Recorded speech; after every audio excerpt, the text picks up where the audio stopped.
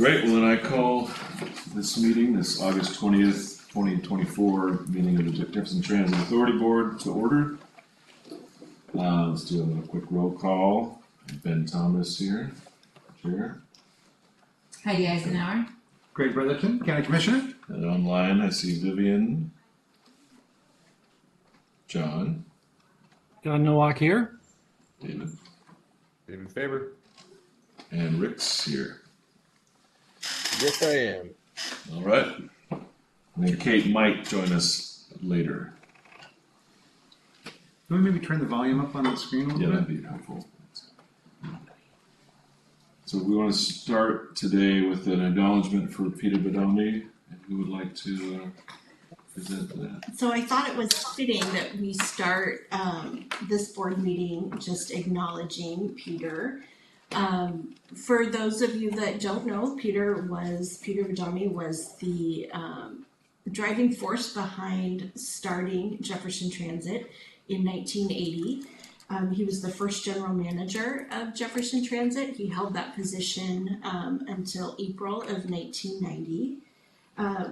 I've been thinking a lot about Peter lately and the efforts that it took to identify a need in the community and then go about fixing that need.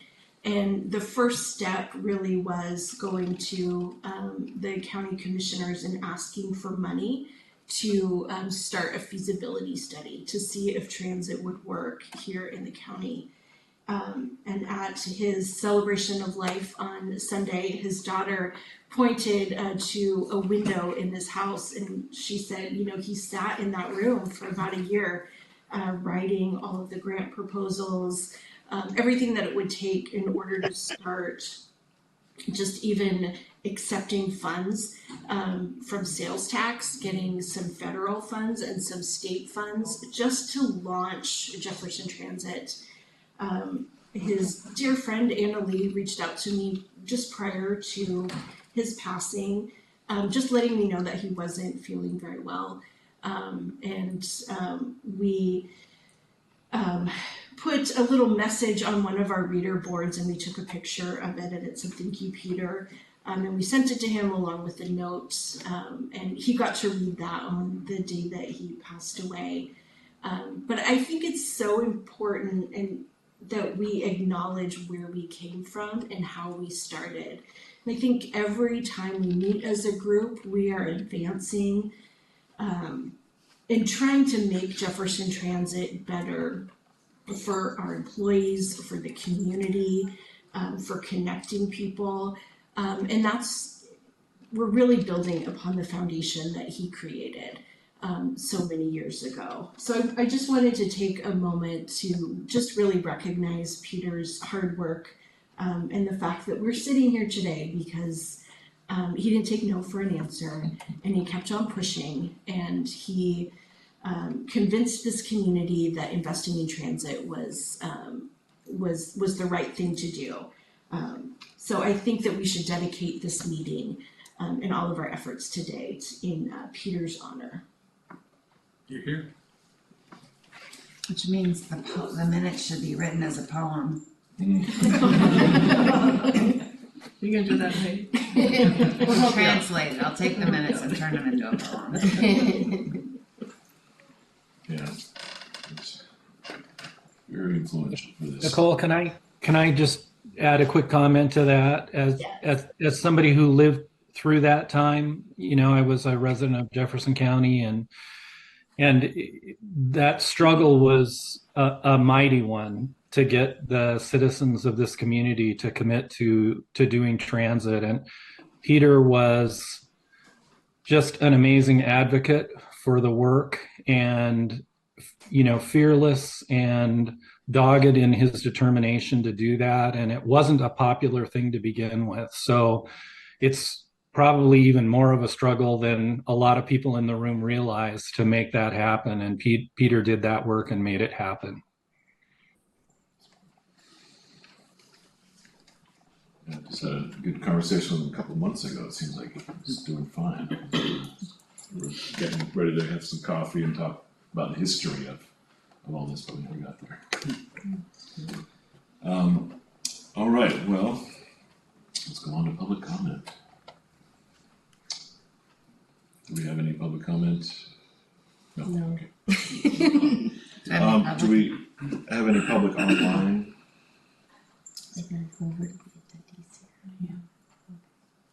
Nobody's raising their hand.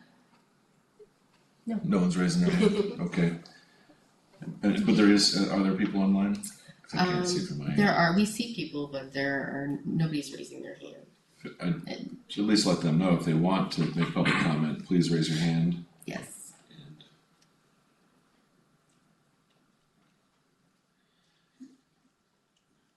And okay, we'll start with new agenda items. We have nothing listed here, so, sorry, I'm going through the order here. So finance reports, we have June and July finance reports, Miranda? We do. Can you believe it's already August? Time flies. Not even for much longer. Okay, so we'll start with our sales tax revenue. So for the month of April, sales tax increased 11% compared to April of 2023. And for May, we increased 4% compared to May of 2023. We continue to not have any operating revenue, so we don't collect fares on any services. For our expenses in July, we are 7.6% under. So labor is 1.5% under budget. However, this is an area that we highlight because we are over budget in some areas. So operator overtime for fixed route is 8.3% over budget. Operator salaries and wages for Dial-A-Ride, that is 23% over budget. Overtime for Dial-A-Ride is 84.2% over budget. And the other overtime, and this includes maintenance, dispatch, and customer service, is 44.2% over budget.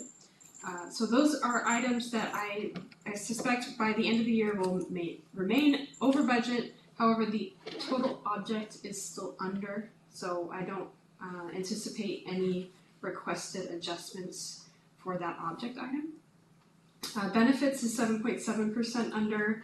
Our FICA is slightly over at 3.3% over. I attribute this to the amount of overtime that we have. And then our services and user fees, that's 30.2% under budget. Materials and supplies consumed is 16.5%. Utilities is 3% under budget. Sorry, 16.5% under budget. And then utilities is 3% under budget. Can I ask a clarifying question? Sure. At first I thought some of these were negative under budget, that is over budget, because there's often two dashes, and then like the labor specifically has a minus sign before each of the items, but some of them don't. So yeah, because it pulls from a report, if it's over budget, it does have a minus sign on it because Okay. it's Just an artifact of the report. yeah, it's just an artifact of the report. So I do put over or under. Gotcha. So I'm looking at the percentage. I used to hand type them all in, but I'm pulling them in, so I think I can that's- live with the artifact. I just want to make sure I understood it correctly. Thank you. So okay, casualty and liabilities are 2% under. Taxes are 49.2% under.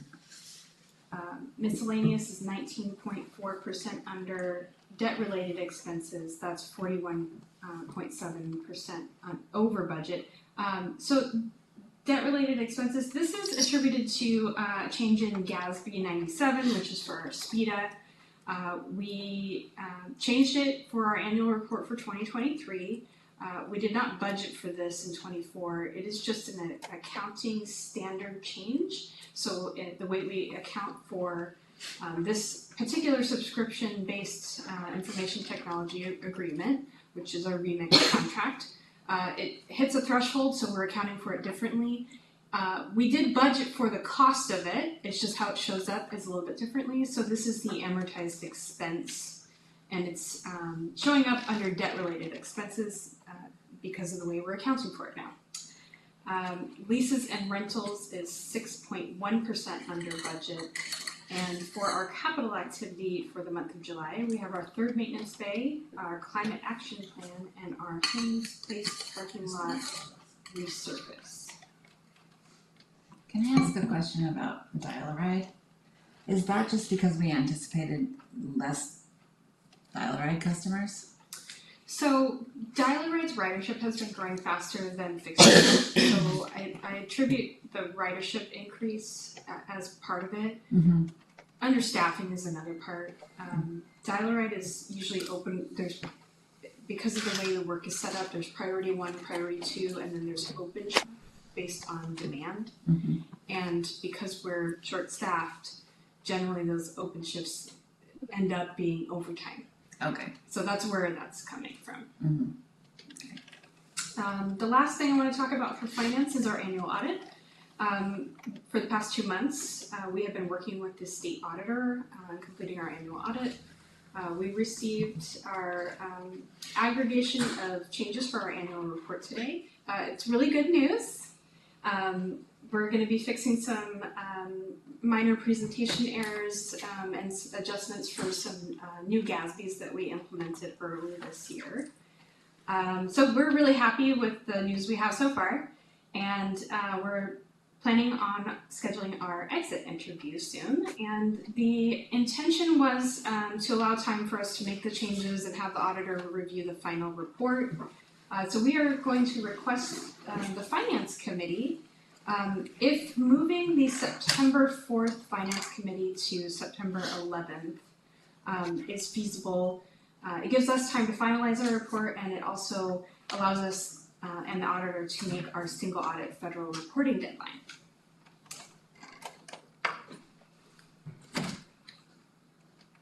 Works for me. Does that work for you, John? Yes. Okay, great. So September 11th at the same time, 2 p.m. Yeah, is it gonna last more than an hour?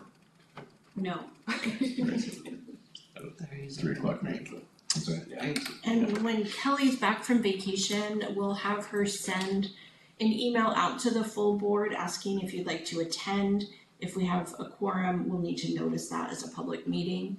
So we'll be sure to get that email out so we can get a head count and see if we need to publish that. Nice work, Miranda. Does the board have any questions about our finance statements for June and July? No, thank you. Thank you very much. All right, we're on the consent agenda. Does anybody want to make a motion? Or make a comment? A bunch of stuff in it. There's a lot in there. I have no internet right now. We can't bid on the buses, right? Because we're on the board. That was a pretty cheap bus. I was a little on the inventory disposal. If I you think do it through you do public it. surplus. Oh. It goes on public surplus. you Yeah. Oh, okay. Gotcha. And know. Which it's bus were you talking about? One of the cutaways? the low floor bus that went for $2,500. I don't know. I don't really. Oh, that went to scrap. Did it? Mhm. Oh, okay. I mean, it seems what 1% residual value seems really low. What's the depreciation that we're working on? Well, it's when they get that age Yeah. and that many miles. Yeah, like almost 300 Yeah, or 400,000 miles. And it's not like we have a Kelly Blue Book, Mm-hmm. so I have to go out and look at just other auction sites that have Okay. sold like buses the same year. Wow. So sometimes it's very difficult to find pricing, then I average it. I mean, do you have a year, like, how long do we depreciate our buses for?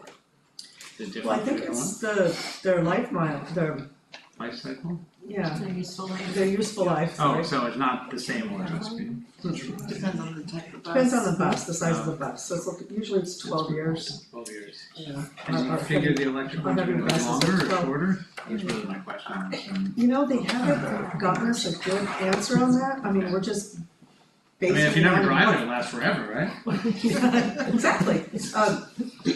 It is being repaired right now. They don't have a guideline for us for useful life yet now for the electrics. So we're just basing it on our other 35-foot coaches in our system right now. Mm. Because we don't have a guideline from FDA or WashDOT yet. Great. Well, I'm happy to move to approve the consent agenda as presented. I'm happy to second. Good. Any other discussion?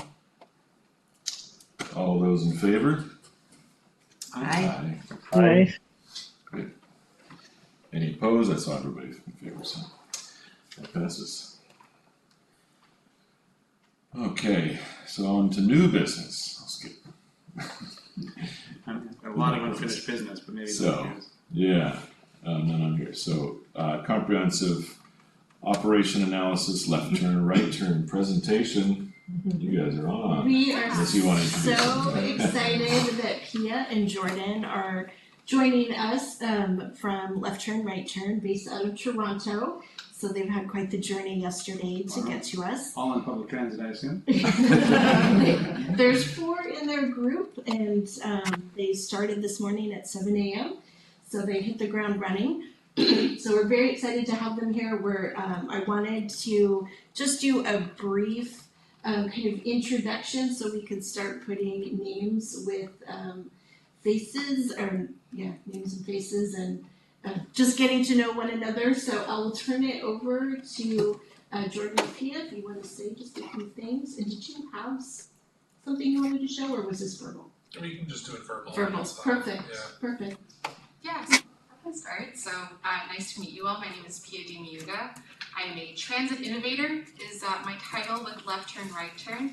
I've been with the firm since about 2018 on a part-time basis and full-time since 2021. I have a background in civil engineering, but with working in a couple of different consulting firms in transit technology, rural transit studies, and so really excited to be with you all and to be working on this ERA with a great staff that is very excited to do this work, and I think that's fueled by a great board. So excited to be here today. A little bit to share on the firm Left Turn, Right Turn. I think we got some compliments before the meeting officially started about the firm's name, which we're also very, very proud of, and it says a lot about kind of guiding organizations and their decision making and reviewing their service. So we've existed since 2014, have done work, even though we're based in Canada, we've done work in Washington is now the 5th state that we've done work with.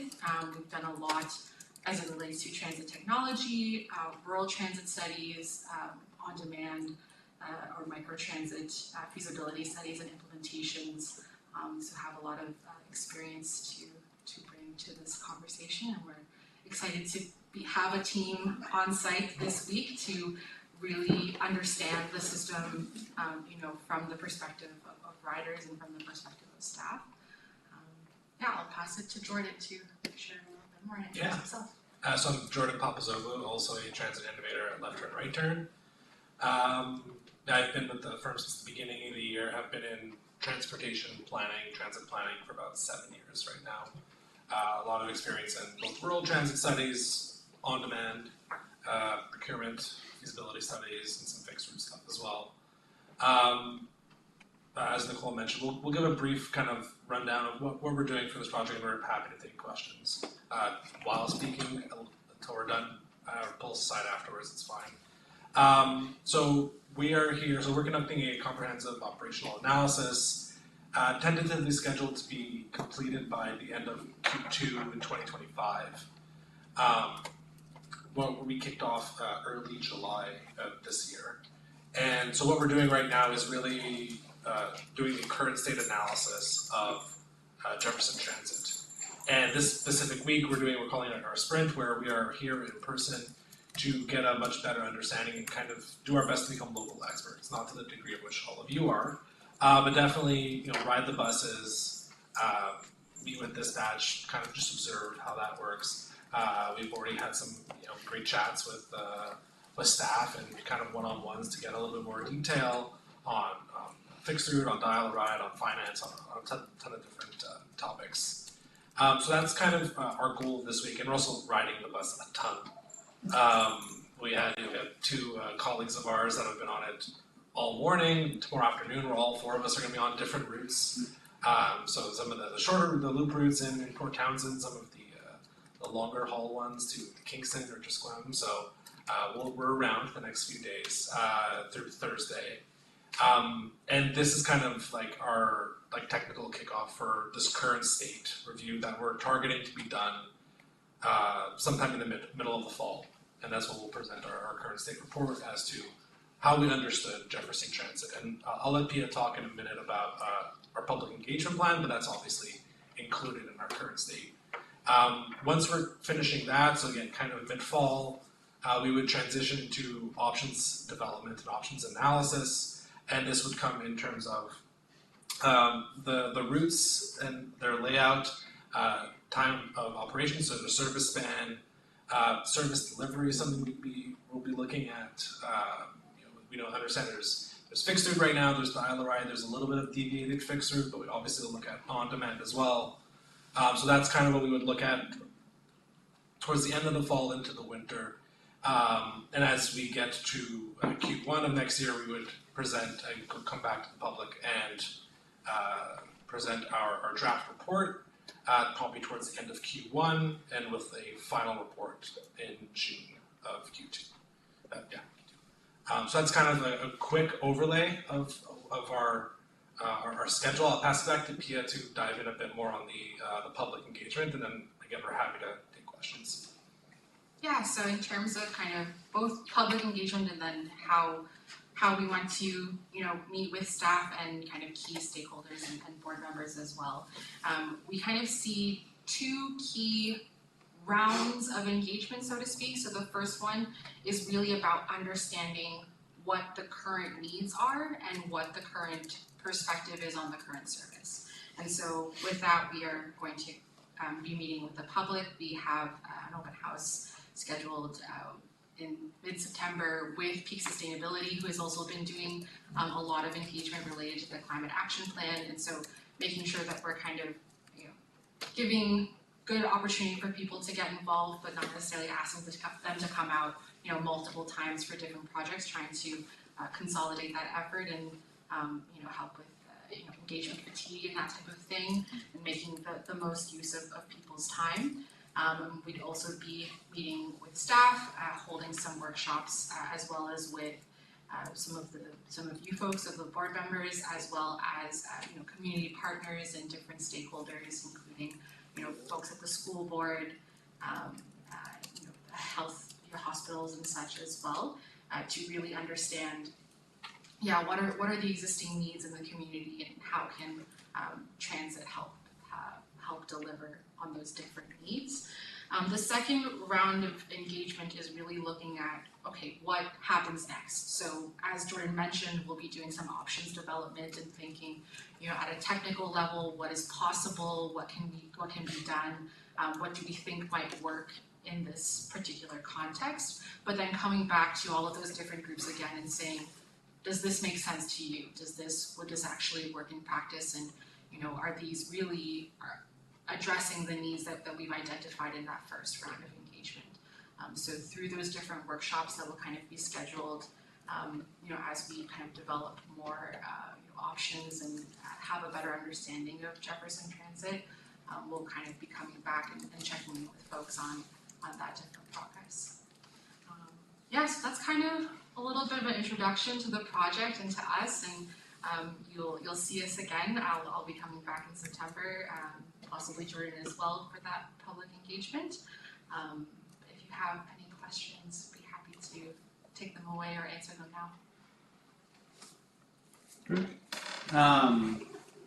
You've done lots of rural operational studies. What are the trends you're seeing? I mean, I'm sure we're not unique in having, 400 miles of road and very few people. And what are the solutions to not being able to have the right, the number of occurrences of how many buses hit a stop in a day with the staffing? What are the trends that you guys see in other areas? I'm trying to jump in the end.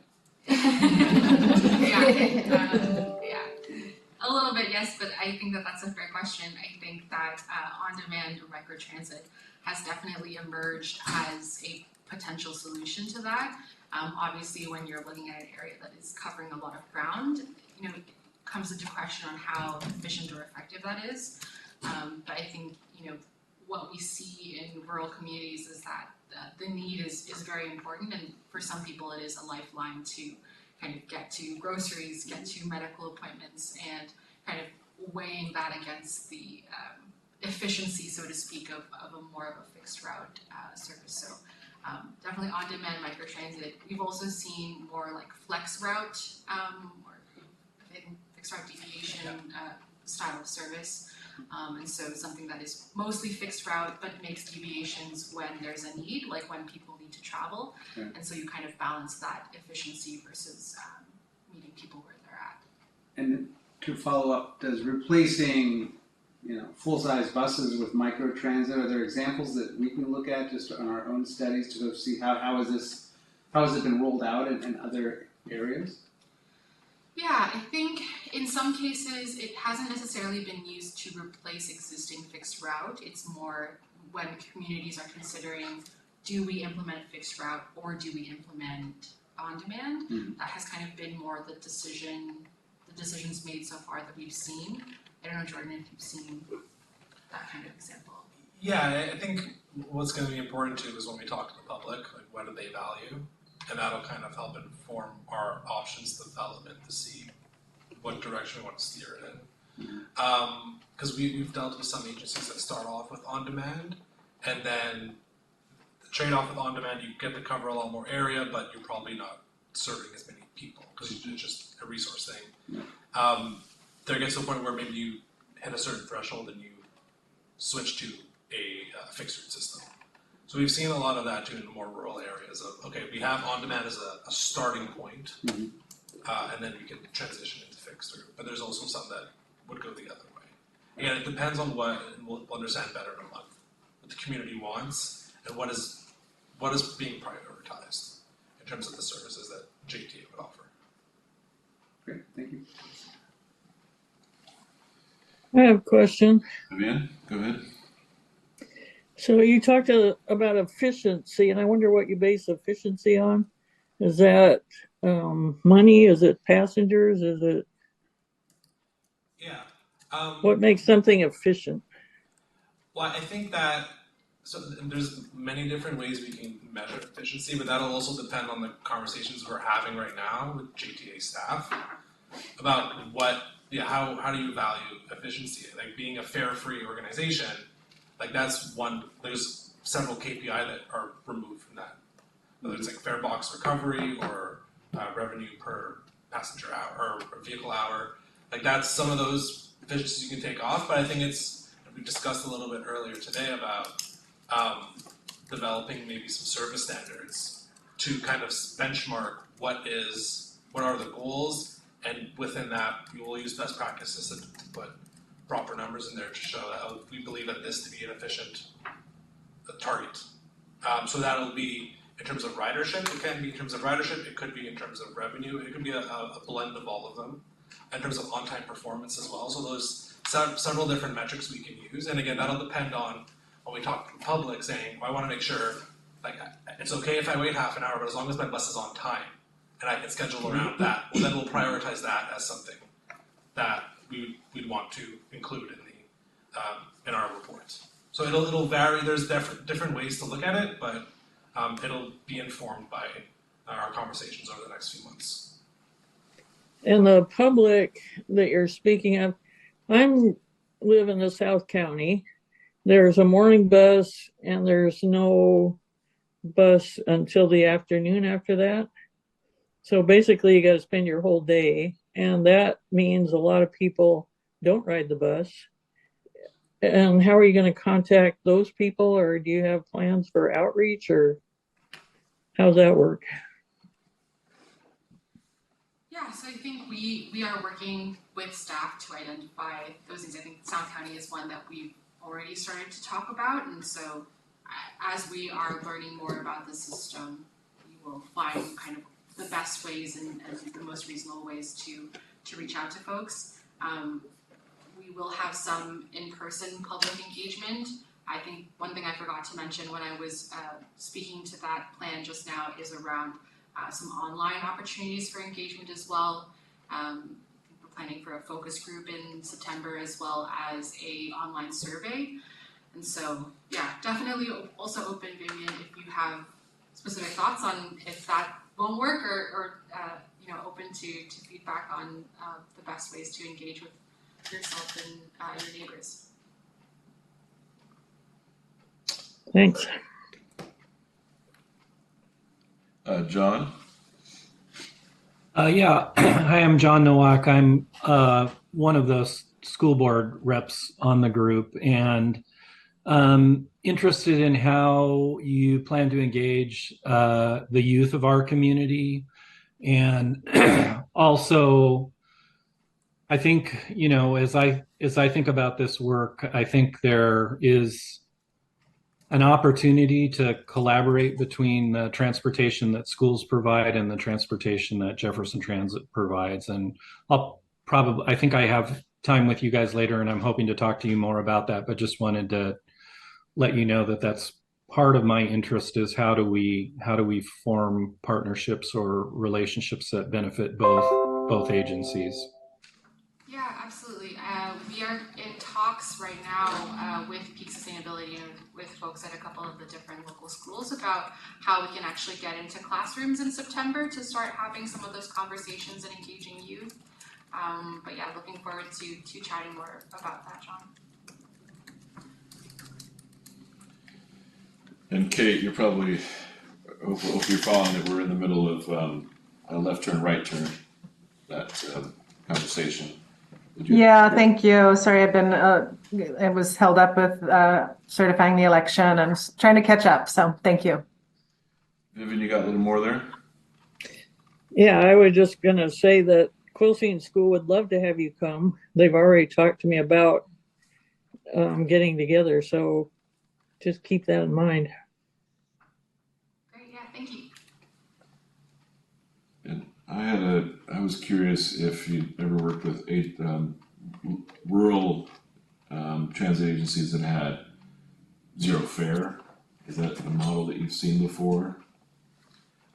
We're not necessarily a rural organization, but we're completing a fare-free study right now in Southern Ontario. Okay. And we've dealt with fare collection or fare review with various different agencies. Maybe I can remember if there's a rural one. They tend to be a little bit more urban, the ones that I've Yeah, I think Jefferson Transit is the first fare-free or zero fare rural study that we've done. Do you predict any differences in how you would go about looking at, like, assessing our challenges based on that? Not necessarily, because, and we talked to Miranda about this morning, that the fare box recovery for Jefferson was not necessarily, the idea of fare free is if it's like an urban system and it's 30 or 40%, you probably want to keep your fares, but if it's in the single digits, it's not make or break. So it likely shouldn't impact how we approach our options development. I would also add that in rural communities, or especially any service that is really thinking about how to promote their service, how to make it more equitable, and make sure that it's meeting people with some of the highest transportation needs and who don't necessarily have other options. Fare is sometimes identified as a barrier for those folks, and so in that case, it's not a question here because that has already kind of been removed in some cases. So, well, in this entire case. So, yeah, I think that's kind of one thing that we won't have to study in detail because it's already kind of been done. And then the same setup, but with electric. So rural transit agencies that are making this an electric push, at least as we were started. Have you worked with that before? We have a project going on at the same time right now that's about on-demand procurement and pilot project, and it's a similar thing where they're investigating the feasibility of an electrification. They understand that governments want to see it, and councils or different levels of government want to see electrification, and it's something that it definitely affects how you plan out your service and really into the number of vehicles you'll need in your fleet. That's probably the most direct link, right. But it's certainly something we're starting to see. Yeah. Anybody else? Well, I was just going to add, you probably have already heard this in some of your research for Jefferson Transit, but we're in a particularly elderly community, and that's something that should be paid extra attention to. And I know that a lot of elderly folks in my life and neighborhood rely on Dial-A-Ride to get to hospital appointments, and so it's an overlay here that's pretty pronounced. Yeah, absolutely. And yeah, that's something that we've seen in a lot of rural communities and folks aging in place. Absolutely. And since you see a lot of other agencies, how about agencies that don't have Sunday service? Do you find that to be a common thing in rural? Yes. Yeah. Not putting any pressure, just curious. All right. I think Commissioner Ian has. Oh yeah, sorry, Kate, go ahead. Yeah, I'm curious. I've always heard the statistic that statewide 25% of Washingtonians don't drive either because they are elderly or not old enough or, have an impairment that doesn't allow them to. Is there any way of getting that data for Jefferson County? It's a great question. It's something that we can definitely work with Nicole offline to maybe investigate what sources we could leverage to find that out. There are parts of that would be available through like census data, but to get specifically to people who don't drive, we'll take that offline. Okay, and not critical. I was just curious if if that was a data set somewhere. Great. Well, thank you, Pia and Jordan. Does anybody else have anything more questions for them? And anything else you want to add? You feel good? Oh, I guess one last question. You said open house. Are you thinking like open house here or? Yes, I think we've already booked the Legion in Port Oh, County. Legion. Okay, great, great. Okay. I think we'll be starting some marketing for that shortly. Yeah. Excellent. And combining efforts with peak Yeah, sustainability we talked about it so that we don't have on Sunday. community fatigue. It's probably easier to get everyone to come to one event versus multiple events. So, we were so happy that the timing worked out. But we booked the Legion Hall, so we will do an open house, and we are planning on doing 2 sessions. So one in the late afternoon, one early evening. It will be child friendly, so families can come and just have that space open. So if folks can't make the scheduled times, we'll be there to talk them through our projects. Vivian? Yeah, I just want to say thank you. It's very nice to have somebody come from the outside and give a viewpoint that's not the ones we're used to. So thank you so much. Happy to be here. Yeah. Great. Thanks a lot. So let's move on to climate action plan update. Peak sustainability. Oh, good timing. Right. Do you want to introduce them or go right into it? Sarah, I'll because this isn't your first time, I'll let you kick it off. All right. Sarah, Great. And I think John Jantz from Gradient Exergy should be on the call as an attendee. If you see him, can you promote him to panelist? He was having some Zoom trouble, so he might not be on right now. It looks like he was on there earlier, but he dropped off. So I don't know if the connection or what happened on that end. But he's not showing up anymore. Okay, if he does pop on and you can promote him, Absolutely. That's great. But yes. Otherwise, I'll get started. So hi, everybody. I am Sarah Parker from Peak Sustainability Group. I think I've met most of you. Kat, who is also on the call, and I visited with you all back in the spring to introduce the project and talk about the Climate Action Plan vision and guiding principles. For those of you who have not met, as I mentioned, I'm from Peak Sustainability Group. We're a Bellingham-based firm focused on climate and sustainability planning. We also specialize in community and stakeholder engagement, so I've been really enjoying our efforts working with the community on this project. We have 2 other firms involved in this project. So Gradient Exergy, John Jantz's firm, is focused on fleet electrification. And if he is able to join the call, he will be able to answer any questions you might have about our fleet electrification thoughts at this point. We also have Shoe Design involved in the project doing our graphic design work. So they'll make sure that the final climate action plan is visually pleasing and engaging. So for today, I think I'm going to start with a question, actually. How much time, when should we wrap up today? Because I have a feeling we could have a long discussion, but I know you have many other things on the agenda. So what time should I make sure we wrap up our discussion? We have two more things on our new business that's supposed to last till 2:40. Do you have any sense, Nicole, of how long those might take? I think those will be relatively quick. So theoretically we have 20 minutes. Is that Okay. Is that enough time? Yeah, that's enough time to at least start the conversation.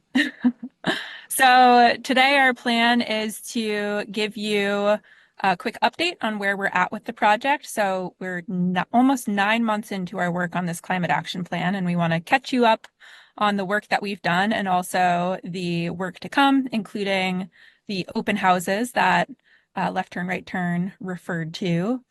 After that, we're going to go into our goals, strategies, and actions framework for the final climate action plan to just give you context for what that final plan will look like. We'll talk through our 4 focus areas for the climate action plan that have been developed based on your input from JTA staff, from the community, from interviews that we've had, and more. And then with the time we have remaining, we'll ask for feedback on the goals and the preliminary goals and strategies that we sent along in a pre-read document. I'm guessing we won't have time to get too deep into feedback, so we'll welcome emails or follow-up conversations after our time together today if folks have additional feedback they want to give at this point. So I am going to share my screen here and hand it over to Kat.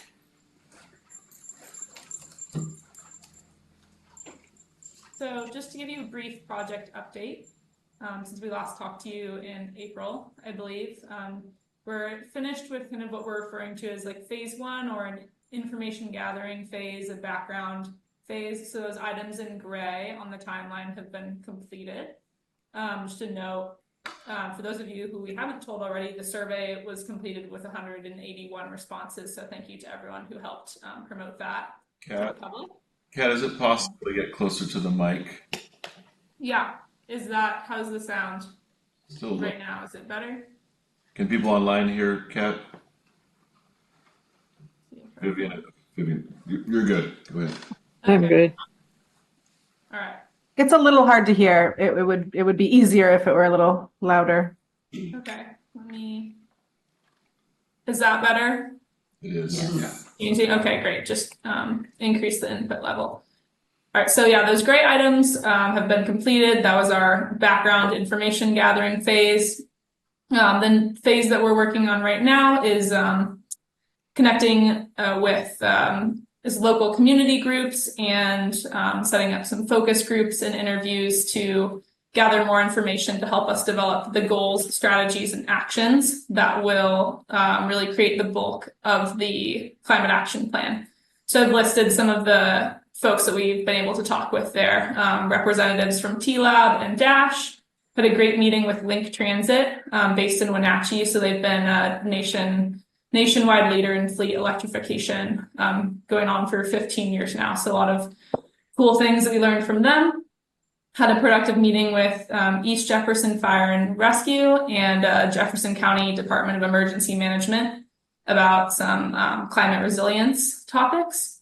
And as Pia mentioned, we're working on setting up some student outreach about increasing ridership with youth and working on setting up a community meeting for the more general audience, also about increasing ridership as well.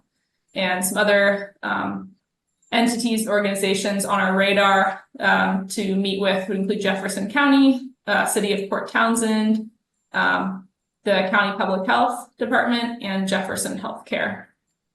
Coming up next month, we have some open houses scheduled. So we'll have one in person in mid-September at the Legion. And then we'll also be doing a virtual presentation on the week after that. So that will be a joint effort between the COA, the operational analysis team, and the climate action plan team. Okay, any questions on updates or timeline? All good. Sarah, can you go to the next slide? Thank you.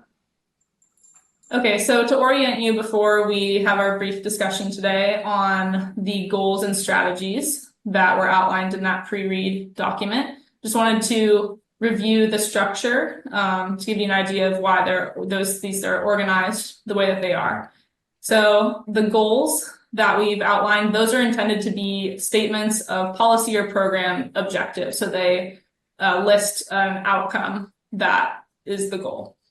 The strategies are the approaches that we can use to achieve a goal. So those kind of summarize some of the different points, I guess, that can be used to get JTA to that goal. And then the actions are meant to be the really specific implementable tasks that JTA staff and affiliates can take to fulfill the strategies. So today we're just staying pretty high level and focusing on goals and strategies. And at this point, the intention is to think about more of the focus or the essence of the different goals and strategies that we're listing. So we're not necessarily focusing on wordsmithing or thinking about specific targets or really specific actions. This is intended to be more of a high level conversation about the topics of the goals and strategies to make sure we're on the right track. So in the climate action plan for the goals and strategies, we're organizing them under these 4 broad focus areas. These are not numbered in order of importance. This is just how we've been thinking about them and dividing them up. So the first focus area that we have is reducing JTA's operational emissions, which as it stands right now is largely fleet electrification, some points about buildings and energy supply and employee commutes as well, but mainly vehicles. The second focus area is focusing on increasing ridership to help lower those countywide transportation emissions. Our third focus area is enhancing JTA's the resilience of JTA's services and operations to be able to continue providing service with climate impacts. And the fourth focus area that we have is what JTA can do in partnering with other organizations to support those broader countywide climate resilience efforts. So with that, I'll pass it back to Sarah. Great. And I'm going to check in quickly. I'll give us 2 options about how we want to move forward with the discussion. So option A is if folks had the opportunity to spend some time with our pre-read. I'll just open up the floor for questions and feedback on the preliminary goals and strategies that we sent along to you. And again, as Kat mentioned, we just want to make sure that the general shape of the climate action plan is headed in the right direction right now. We're not focused on getting into all the nitty-gritty details. And then option B will be I can review the goals and strategies, and then we can pause to collect feedback on each one. I think we'll just get through a few goals and strategies if we go through with that option. So option A, open floor for feedback and questions. Option B, I'll walk us through the goals and strategies. Can I see hands raised for option A, open feedback and questions?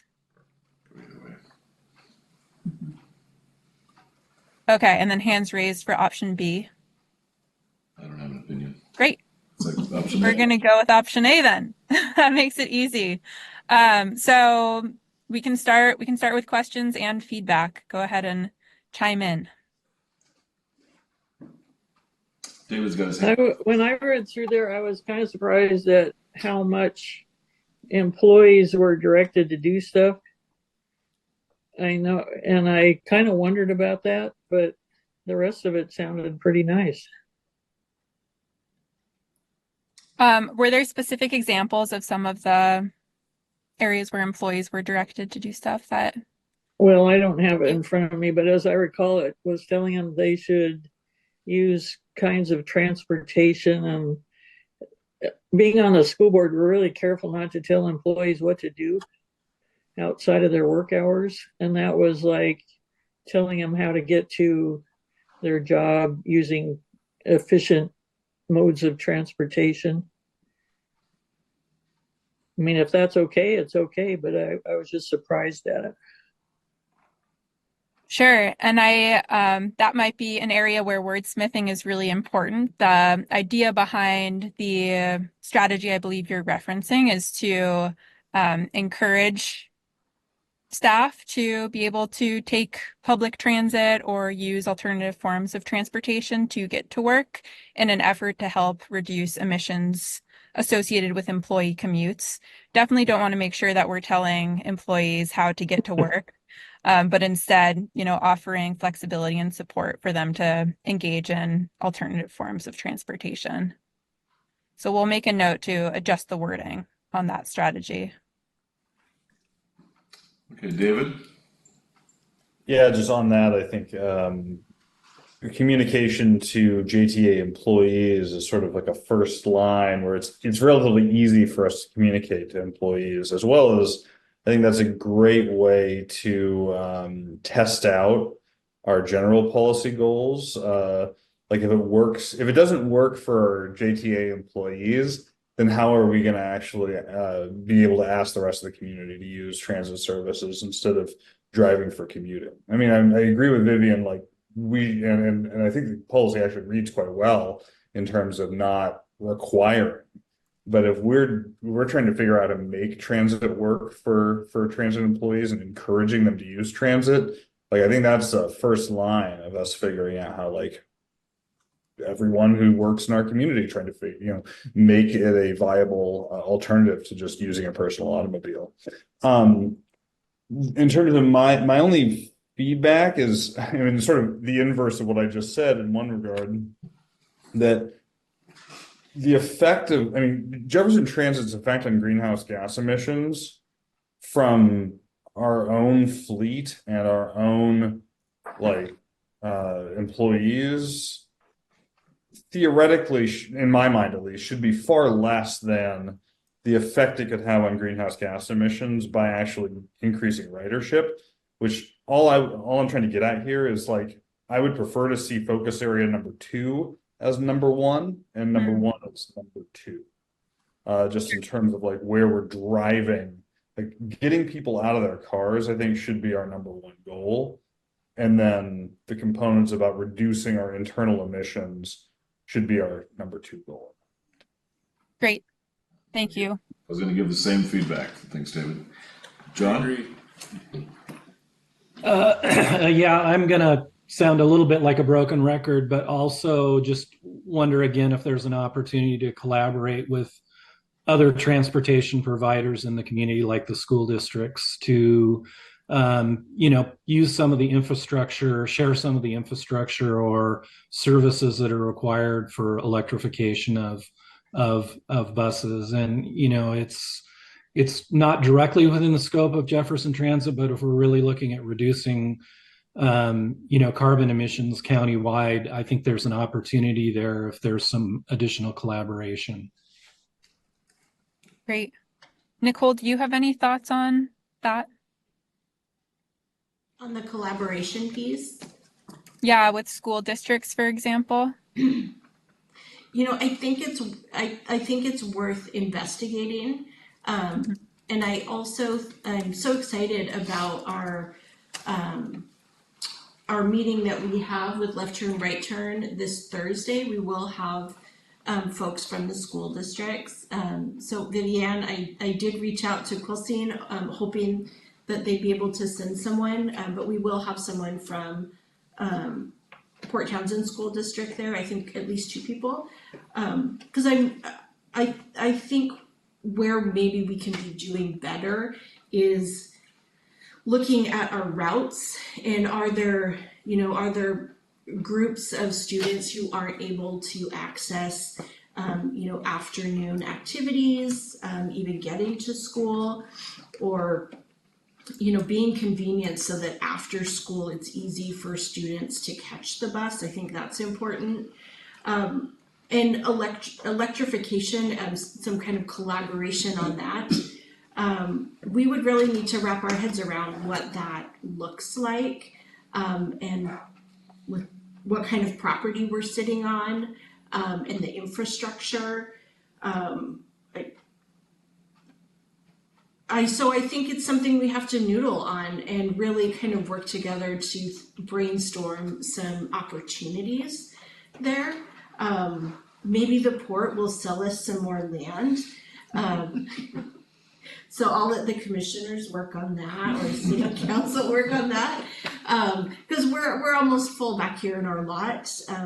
So I think there's so many opportunities, and I think we just need to kind of keep working in that direction of how can we work together to reduce greenhouse gas emissions? How can we work together to make it easier for parents to put their kids either on a yellow bus or a transit bus to get to school, so that they're not all, driving to the school at the same time. And for students who want to be independent after school. And, we know that Chimicum and Port Townsend have combined their athletics and a lot of their activities. So how do we make that easier for them to kind of navigate, without having to drive their own car or ask their parents for a ride? And that's a great one for them to know about too, that Yeah, we combined talked a athletics little is bit. really complicated. The rivals. Yeah. Cowboys and the It's probably Redskins became the rivals. Redhawks. Redhawks, thanks. Well, I've lived here a long time. Sorry.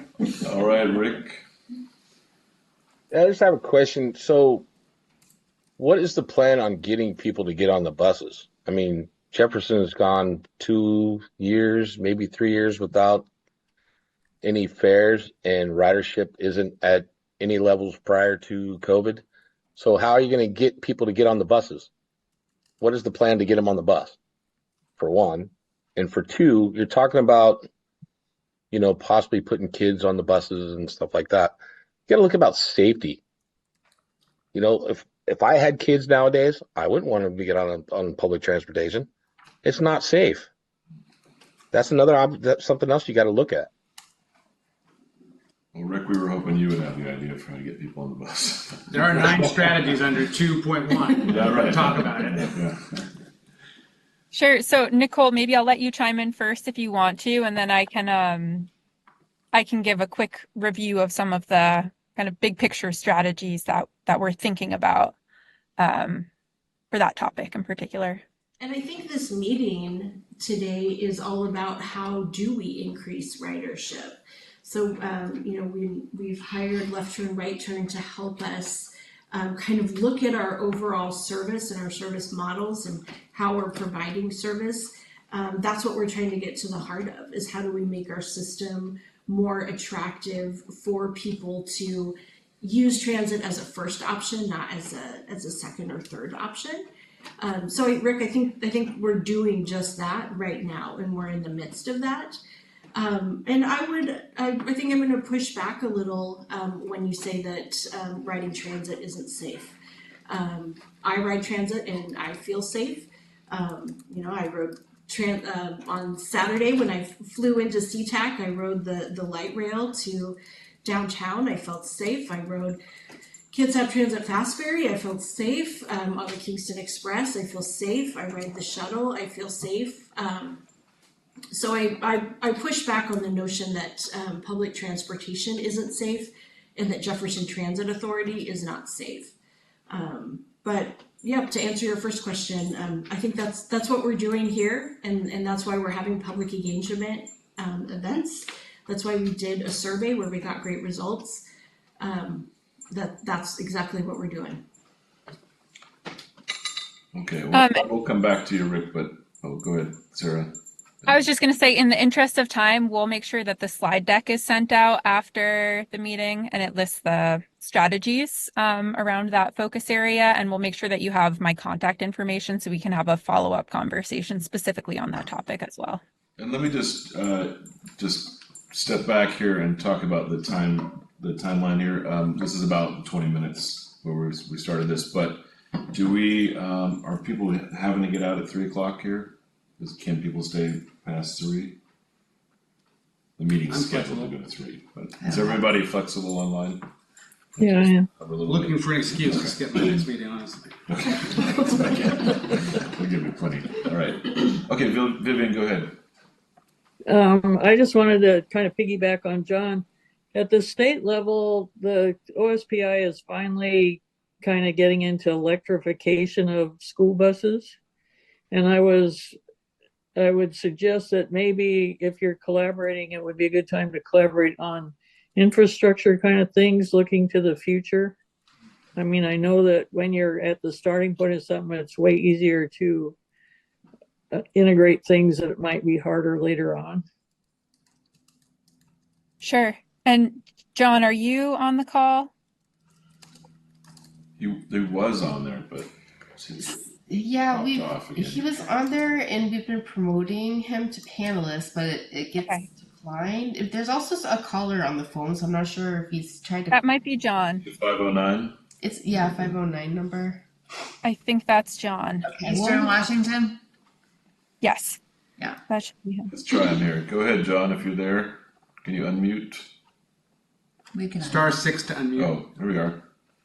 Okay, I think I'm unmuted now. Gotcha. Thank you. Okay, I'm here. Yeah, sorry, my internet's not real stable. I'm in central Montana driving through in an electric vehicle, so somewhat appropriate to the discussion on electrification in rural areas for JTA. I think there's great collaborations to be had. I think, as Nicole said, it really comes down to thinking through the specifics and land use and devil's in the details there, right? But I agree, this is a great point to be at, and earlier in the process here, be noodling through that.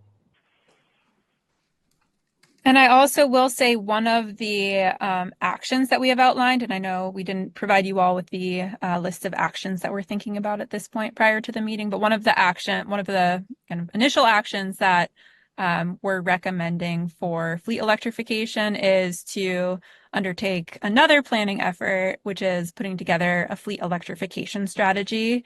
And that's where we would recommend that JTA digs a little bit deeper in conversations with other entities around the county and in neighboring counties to collaborate and build infrastructure together, or just make sure that we're moving forward with electrification in the most efficient way possible. And I think a quick other piece to throw in there is, we'll get into this deeper in to some of the goals, but talking about community-wide resiliency, there's things. I'm working on a project right now with Hood River School District, and we're building a microgrid to act as a congregation place in times of natural disaster. So I think there's certainly great avenues to pursue collaboration between school district and JTA. Okay, David? Yeah, thanks. And I don't mean to overland on what Rick brought up. I mean, I think that safety is certainly a concern. It is literally part of the policies addressing safety concerns. But generally, in terms of what drives ridership, is a very complicated area. It's something that I know everyone involved in the board and Jefferson Transit and transit everywhere is trying to figure that piece out, right? And I think the best data we have is something that is going to be really hard for us to work on, but it comes down to not so much safety, because I really don't think. I think fear over homeless people, which I think is the point that you brought up before, is not really that logical. But to the degree that anyone does present safety risks, we should be very concerned about that and make sure that those safety risks, actual safety risks, are addressed. But the thing that we actually, I think, see in terms of the data on what drives ridership is convenience and frequency and reliability. And we, as a rural community, this is where we're going to really have to have some serious conversations. I think, to Vivian's point earlier on about are we a lifeline service, or do we actually want to be a commuter service? If we want to be a commuter service, we probably have to focus on fewer lines to more geographically dense densely populated areas with much more frequent bus service if we actually want to see ridership increase. Because it's just not, I mean, this is going to be the political realities of trying to be geographically equitable in distribution of services means we can never actually drive significant ridership unless we want to dump an ungodly amount of money into Jefferson Transit. Change the model. Or change the model.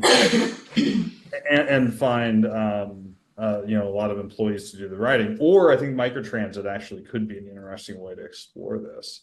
But I think this is where ongoing policy analysis to figure out what we can do is clearly in the policy. The policy is presented here. So I think that it's just it's an ongoing process to figure this out, and just sort of pointing at theoretical fear of transit is not necessarily realistic in terms of what is a limitation on transit use. I mean, I gather there's this cultural desire to claim that crime is way up or something like that, but that's just not factually, that the record does not at all support that allegation. So I think we just need to keep on working on figuring out how to get more people on the bus, and that's going to be, again, getting it to be more consistent service, frequent service to the destinations that people really need to get to. Okay, John. Yeah, I'll be really, really brief. Back to my original comments, I just want to make sure I'm not suggesting that there are, there's a plan out there for collaboration or ways to work with the school, but I just want to make sure that we ask the questions and don't lose opportunities that may be there to work together. And right now I'm not seeing us ask a lot of those questions. So I just want to make sure we take that opportunity, and if it doesn't work, it doesn't work, but at least we investigate and determine whether it's a viable option to collaborate. And can I add on to that? Yes, please. I just really quickly on the whole thing, I think it looks pretty good, and I do want to amplify the note to make the second group of goals the prime one. I think that is appropriate, as has been suggested.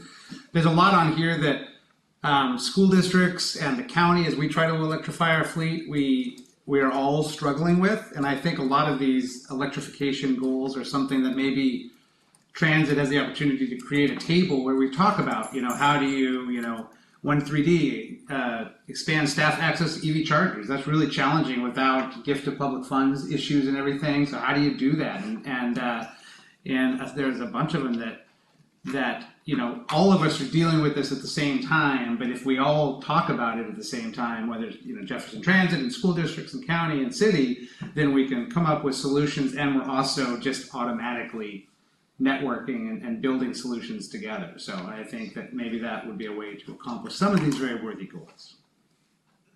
That was my point. And I'll put some more notes together, because I thought the goals are really strong. I didn't have a lot of time to review them, but they look good. Yeah, one small detail, this maybe not the time for it, but if we're doing lighting and stuff like that was brought up as new, probably LED lighting, I assume.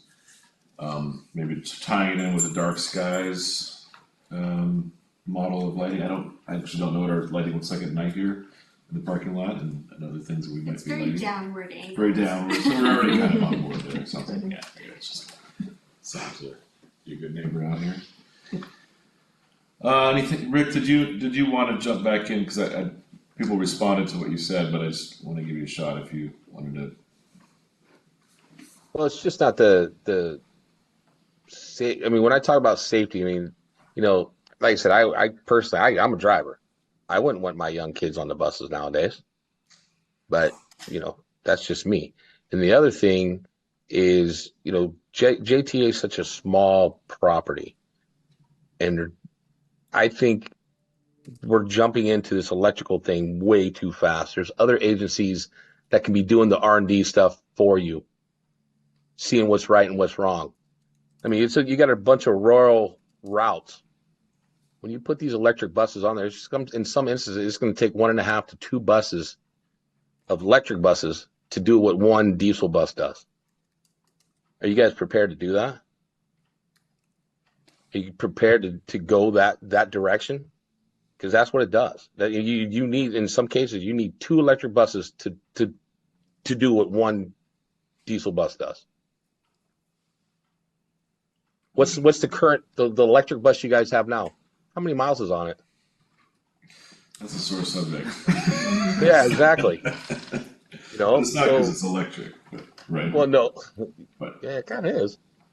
Oh, but you know, I mean, a lot of this stuff, technology. It's not a bad idea, but why not have somebody else do the research first, and then you follow on what they're doing? So don't be a beta tester. I'm hearing. I've stopped proposing hydrogen fuel cells.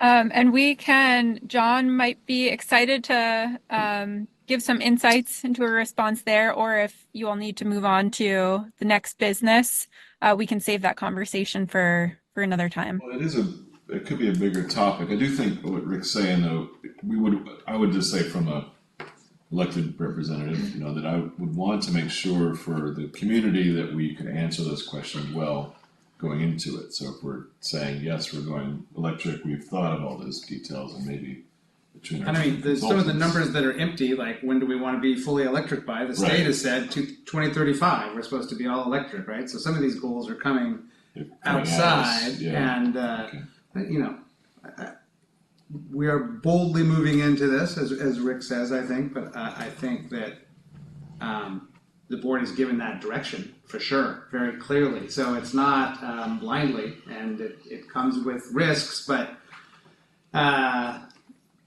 you know, we've got the money to do it. And if I can, I would say that it doesn't matter if we're doing this 5 years from now, 3 years from now, it's going to be difficult. So, I mean, we're correct, it is difficult, and we are struggling a bit, and we're working through the process, but I don't think 2 years from now it would matter. I think it would still be difficult. And our electric bus has been out of service, but it's not out of service because it's electric. It's out of service because Gilead could stop making a particular part, and that part was on back order. So let's not blame the electric bus for being out of service because it's electric. It doesn't matter if it's electric or if it's a diesel powered vehicle, it would still be out of service. But no, it would be difficult regardless. The way that we work around one electric bus not being the equivalent to a biodiesel bus is by having in-route charging. That's very apparent. We're working on an RFP so that we can start looking at Haynes Place, because that's going to be key for us to be able to utilize that electric bus in the way that it should be utilized. And other agencies have done it, are doing it. Kitsap Transit's doing it, Link Transit is doing it. And staff is working really hard to, get that RFP out so we can start the process of designing Haynes Place so that we can install some inductive charging. And it will be slow. We most likely will need grant funding for that project, but we're doing it step by step. And now or a few years in the future, it's going to be a heavy lift regardless. So I'm proud of us that we're moving forward and that we're not waiting until we're told to do it. It's much easier to do it this way than to be told that you have to do it. So yeah, I'm excited that Jefferson Transit's moving in this direction, and it's hard, but we're doing it.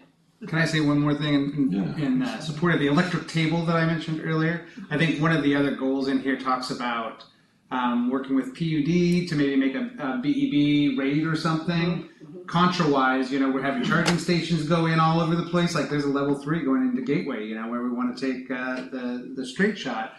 But there's no a cap on how much they charge per kilowatt hour there. And that's a conversation too that I would love to have Jefferson Transit at the table with the PUD about setting up that franchise with maybe a limit, a ceiling, as well as maybe a new floor for public transit. So I just think it's an important conversation to start having.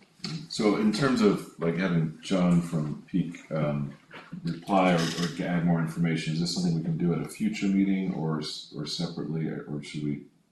Is there an interest in hearing from him here? We're already over time and it feels rushed. Yeah, it feels like this feels like we're trying to cram in. Yeah, it's a big topic that might be hard to fit it in. So, how do you want to process notes for these goals? Perhaps. Is there something up via email you could follow up with, perhaps, or I don't know. I'm not sure.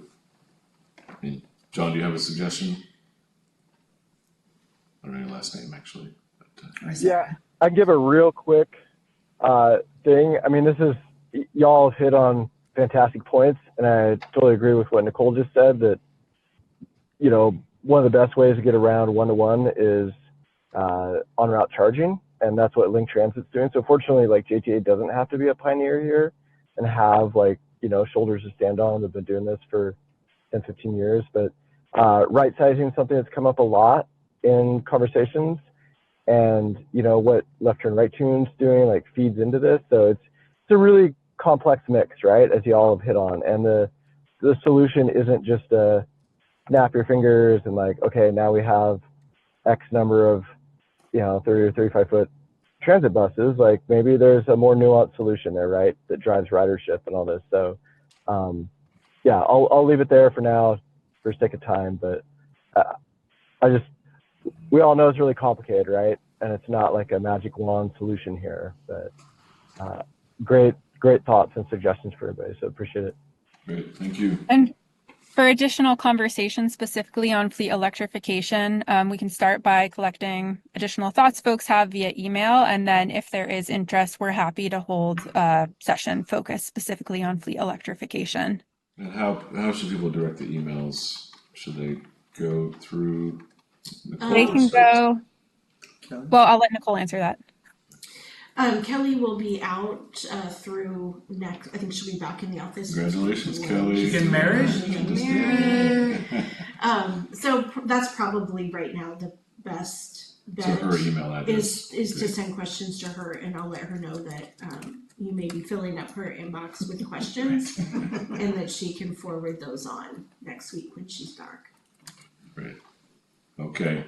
So relative to the conversation we were having before we started talking about fleet electrification of collaborative transportation, at another table I sit at, we've been talking a lot about transportation solutions for the community, and Anna McHenry, who's the IDD and ADD coordinator for the county, has done a lot of research on this stuff. And I'm going to forward, I guess, to you, Nicole, an email that she wrote about other transit agencies that have set up these kind of collaborative networks within Snohomish County, bigger counties, but that we might be able to lift some ideas from, because this school conversation has been going on for a long time, at least in my wheelhouse, and it feels like something it would be great to kind of drill into. And I also just sent you an email about Chimacum School District reaches out to me all the time about wanting to coordinate transportation options. So and we have invited them to the table as well. Okay, I haven't great. heard back, but Great.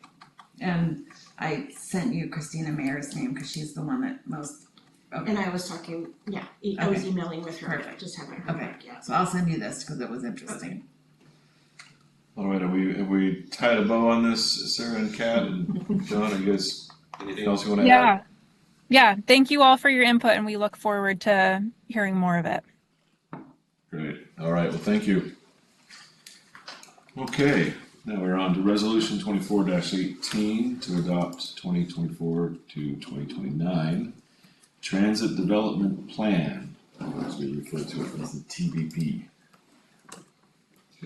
So we have made the changes that were requested by the board. And so our final version is in the packet. Are there any comments, concerns? If not, we would welcome a motion to pass the TDP so that we can submit it to WashDOT on time. I'm happy to move that we approve Resolution 2418 as presented today. I'll second. Great, I did seconds. Great motions. I did second. Thank you all. Hi guys. It's to the right.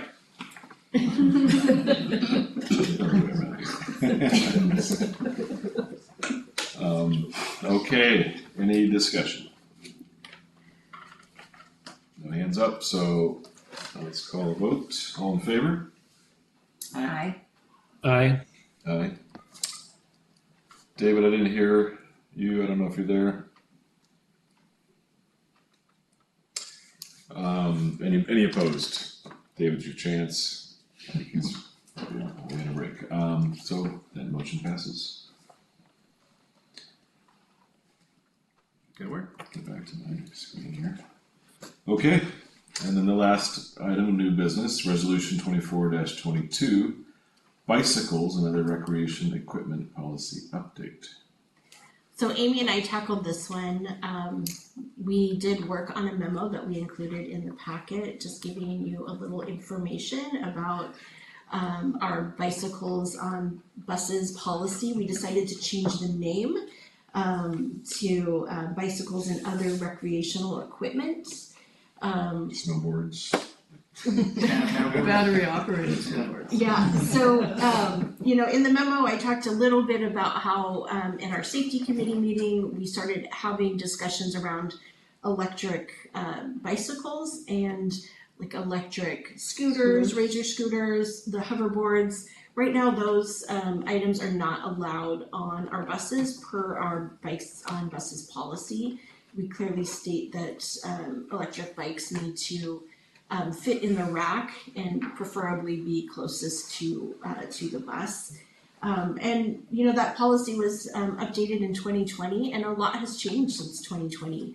We see a lot more people riding electric bikes and using transit as a way to kind of bridge the gap, maybe either first and last mile or going up some of those steep hills, that kind of thing. So our drivers are encountering electric bikes a lot more. So we started having the discussion of can we allow those bikes to come inside, especially if their tires are just a tad too big for the bike rack. And so right now, very rarely do we have to turn away people who have bikes. But if it's an electric bike and there's already some on the rack, then we would have to turn them away. So we are requesting to be able to change our policy, update our policy to allow electric bikes to board our buses along with the razor scooters, hoverboards, that kind of thing. I think it's great. That was great. Recreational equipment seems like a bit of a broad title. I couldn't think of a better one. Miranda, we had a brainstorming, like, what do we call this? And I think that was her idea. I usually want it to be encompassing to different types of,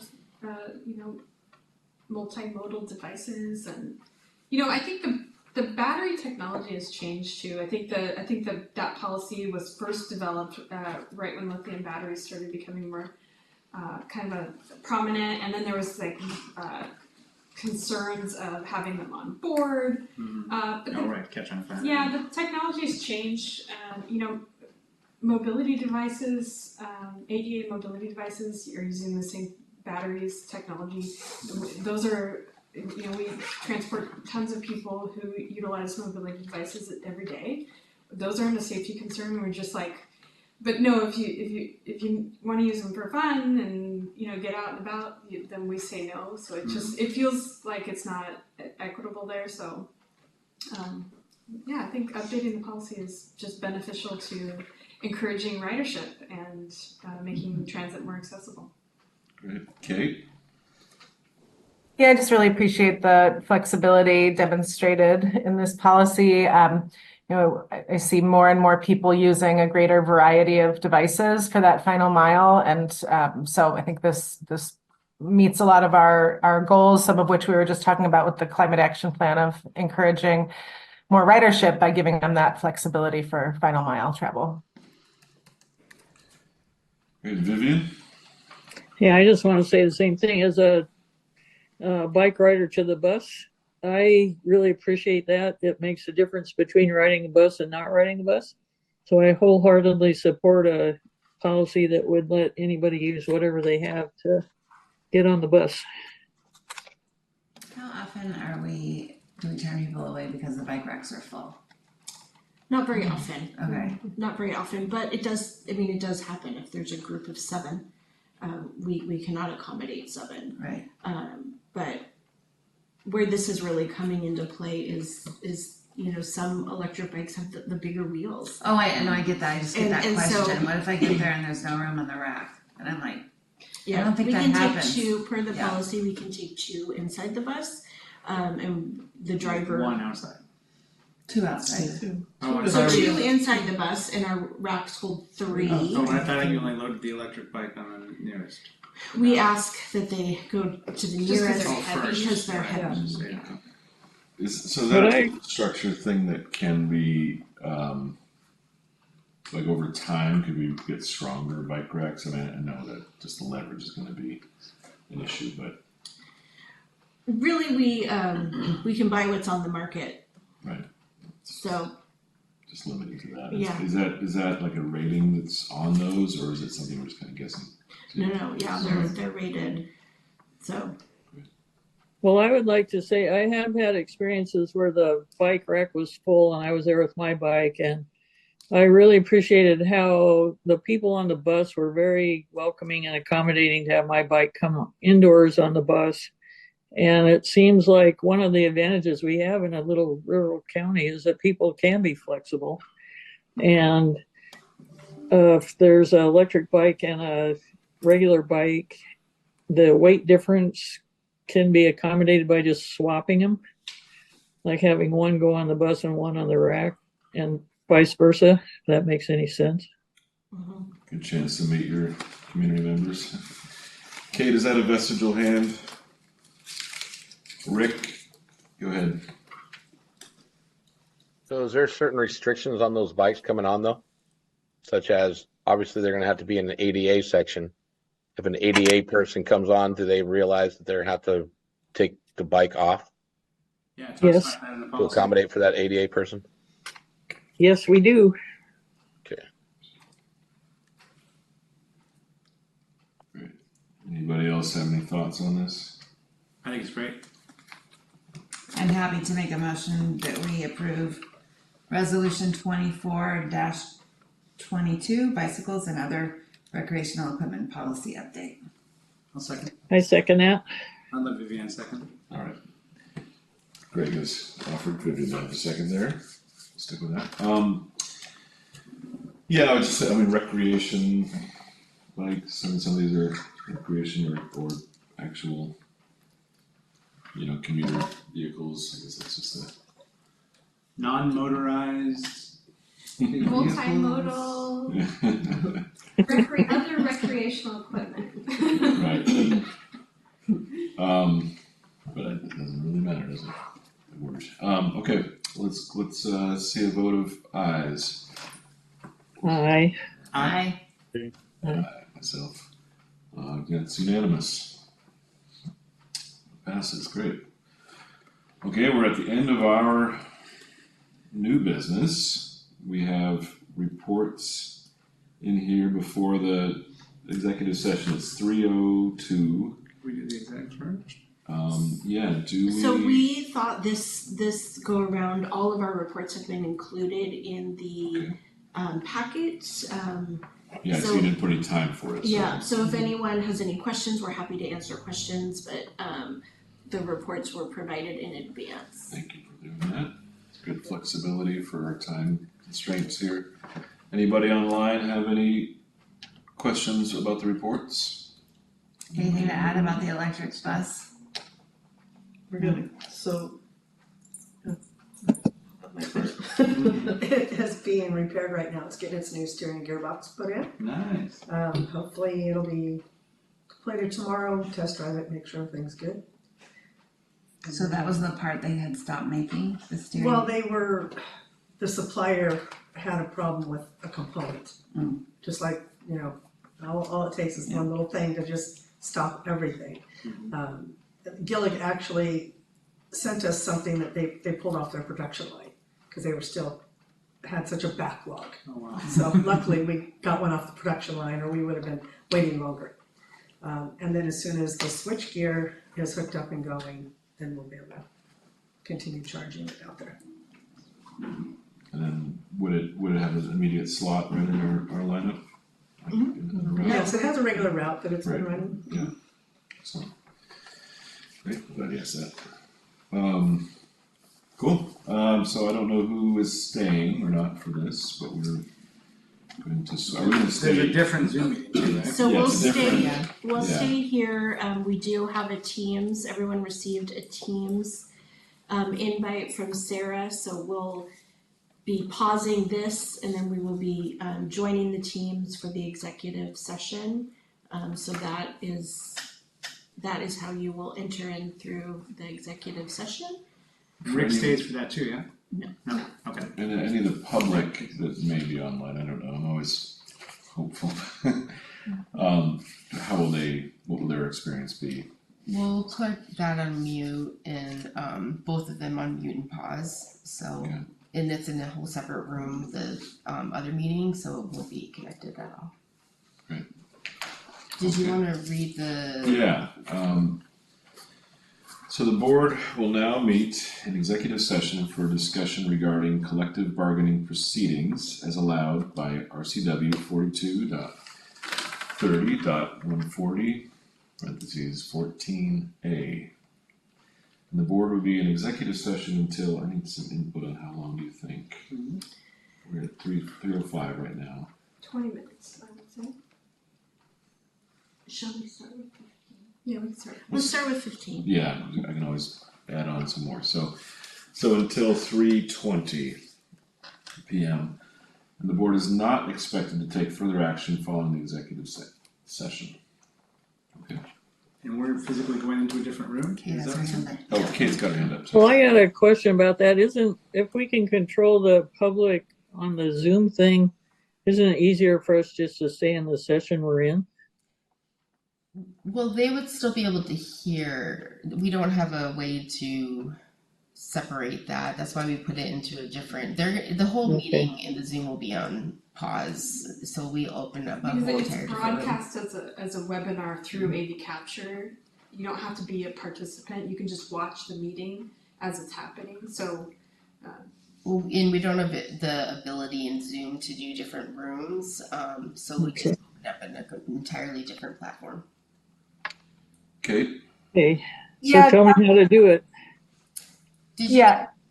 Can you remind us where we would find that link? It's not popping up in a few searches I'm doing. I got a calendar invite in Outlook. Did you look Yeah, at it Outlook would be on calendar? the calendar.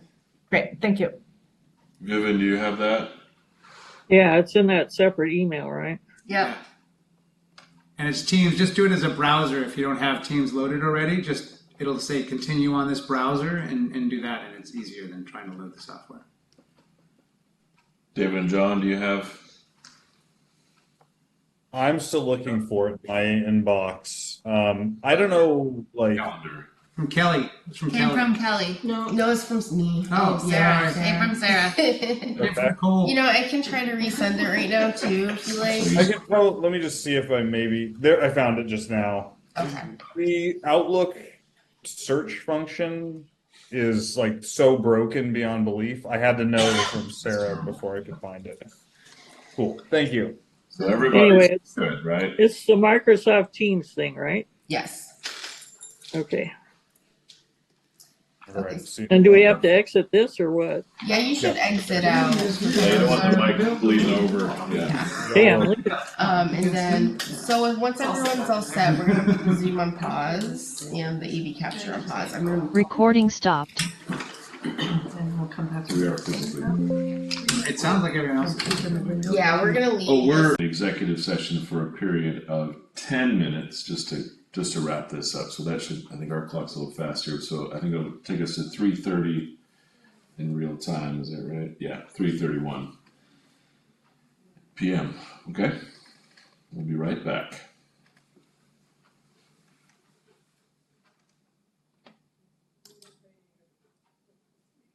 Camera doesn't even Recording stopped.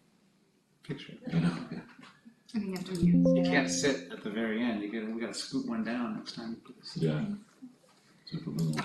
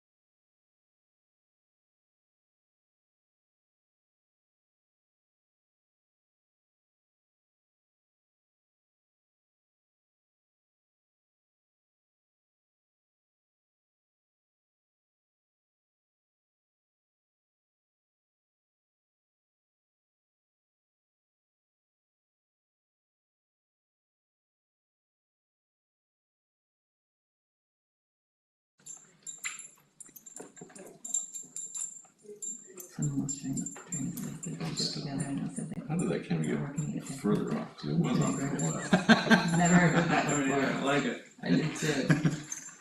It'll adjust itself once it figures out we're here. Okay. Get your shit together, I got We it. are recording, we're all back, right? Okay, I call the regular meeting of the Jefferson Transit Authority Board back to order. The board will not take further action. And we do have public comment on the agenda, so we have one more round of public comment. If there is anything, Sarah, do you see anybody out there who was very patient to wait through that? I see one hand. Oh, great. Becky, In progress. somebody's got a. Oh, I think Vivian's on twice. Yeah, That's two of you. oh, here, There we go. there. And Becky, we see you. They put it on my phone. Maybe you could just mute yourself if you could. Oh, And Becky, go ahead.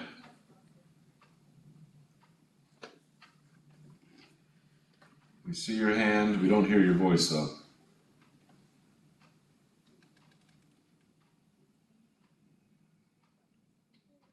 We see that you took yourself off mute. I did. There you are. Okay, hi. I'm Becky Kimball. I'm on the Transit Advisory Board. And I just wanted to support what David said earlier, and other people supported that the number one goal be getting more ridership. That will make a much bigger impact for our community greenhouse gases. And that's just about it. Oh, and thank you for the bicycle stuff. That's great. I know you did that research that 5 people on the bus meant we were getting ahead, right, on the greenhouse gases, I think. Yep. Right? That's exactly right. Excellent. All right. Well, anybody else online that wants to be part of this? I guess not. Okay. I think we can safely sign out. So I adjourn this meeting of the Jefferson Transit Authority Board. Until next time. Thanks, All team. right, take care, everybody.